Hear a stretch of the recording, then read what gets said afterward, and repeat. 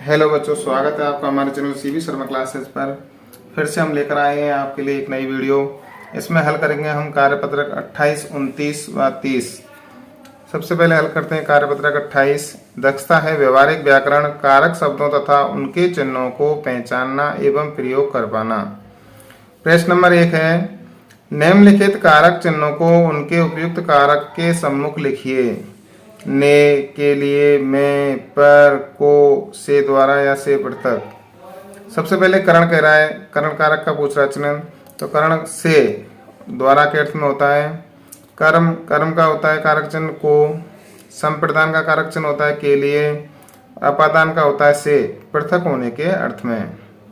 प्रश्न नंबर 2 देखते हैं।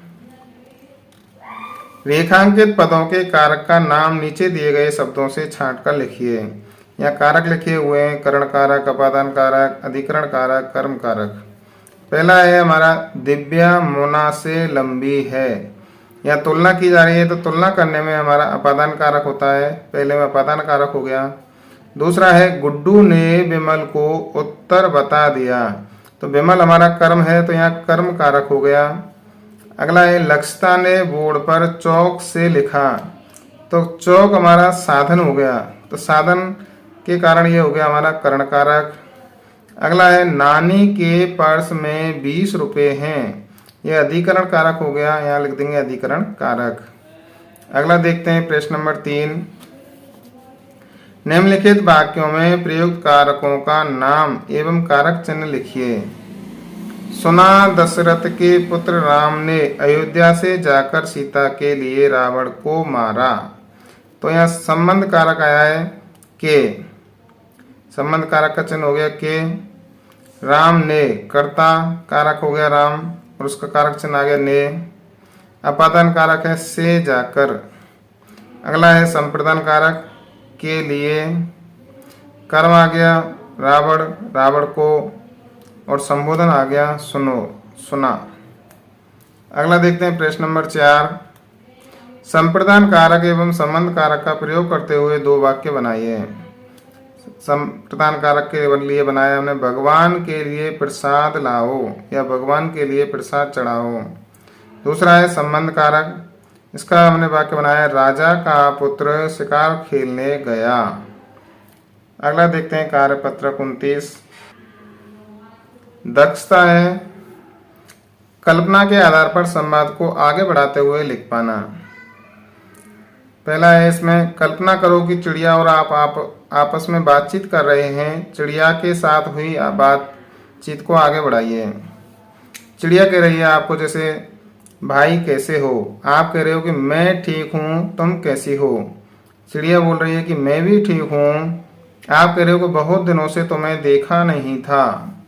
आगे अब इसको बात को आगे बढ़ाना है वार्तालाप को। चिड़िया कह रही है, भाई यहाँ पेड़ों की बहुत कमी होती जा रही है। आप कह रहे हो कि हाँ सही कहा, इंसान बहुत मतलबी होते जा रहे हैं। चिड़िया कह रही है, भाई हमारे लिए भी सोचना चाहिए। आप कहोगे सही कहा तुमने, लोगों को अधिक पेड़ लगाने चाहिए। चिड़िया कह रही है कि और हाँ, आजकल खेतों में कीटनाशक का प्रयोग अधिक हो गया है। आप कह रहे हो कि हाँ, इससे पक्षियों की संख्या घटती जा रही है।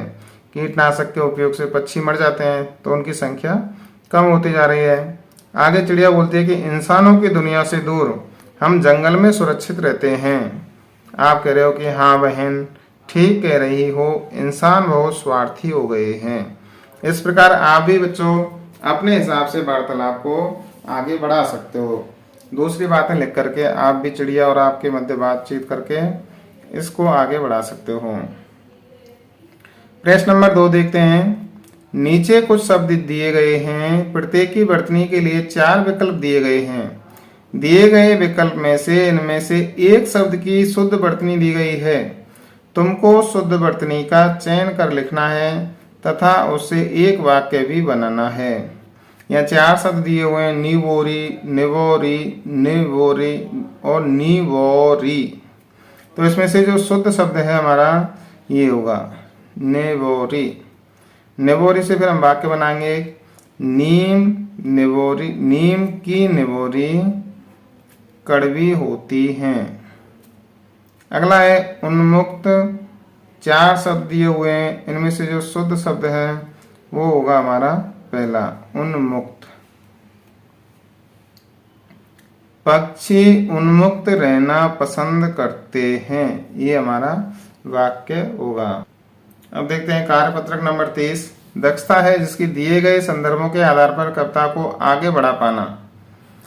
दिए गए चित्र को देखकर कविता की पंक्तियों को पूरा कीजिए। यहाँ चिड़िया है, डाली पर बैठी हुई है पेड़ की पर, उसका घोंसला और अंडे दिखाई दे रहे हैं। अब वो कविता है, इस कविता को हमें आगे बढ़ाना है। जहाँ नीम की डाली बैठी चिड़िया गाना गाती है, कभी धूल में नहा नहा कर बादल का संदेश सुनाती है, वया घास के महल बनाती, मेरे गांव खेतों में हरी भरी फसलें लहराती। ऐसे ही हमने इसको और आगे बढ़ाया है। मेरे गांव के खेत में काली पीली दोमट मिट्टी, फसलें खूब उगाई जाती हैं, बिन बोए ही घास रूप में अपना प्यार लुटाती है, सनसन हवा बहे मतवाली, मेरे गांव के खेत में खुशहाली के गीत लिखे हैं, मेरे गांव के खेत में। तो इस प्रकार आप अपने हिसाब से कविता बच्चों बना सकते हो। अगर बच्चों आपको वीडियो पसंद आई हो तो वीडियो को लाइक करना, वीडियो को सब्सक्राइब करना। अगर आप नए हो तो चैनल को सब्सक्राइब करना।